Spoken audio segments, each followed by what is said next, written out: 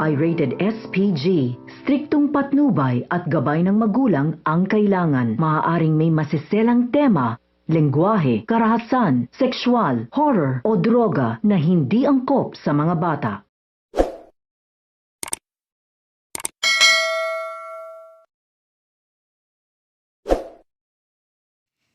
Hindi kinonsinti ni Dara si Megan sa pag-expose ng sikreto ni Jenny sa press con. Ipinaalam niya ito kay Monica. Pinagalitan ni Monica si Megan dahil sa kanyang pagka-selfish at pagka-immature, hindi umano magsasalita si Jenny. Ang dapat umano ay matanggal siya sa Yumi. Pero nakiusap si Dara kay Monica na huwag tanggalin ang kanyang anak. Huwag niya umano ito tanggalan ng pangarap. Pinuntahan ni Jenny si Miss Monica at sinabihan na hindi niya na kailangang tanggalin siya.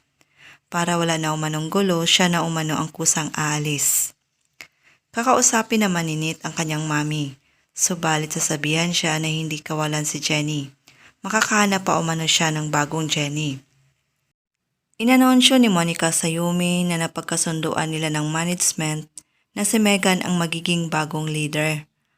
At masayang sinabi na gusto ng BGYO na mag-collab sa kanila. Pero nagsalita ang leader ng BGYO at humingi ng sorry kay Anya at Miss Monica.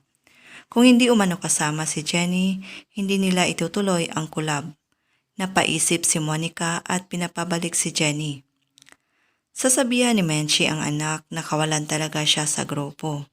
Pangarap niya umano ito, kaya siya na umano ang magdesisyon kung babalik pa siya sa Yumi.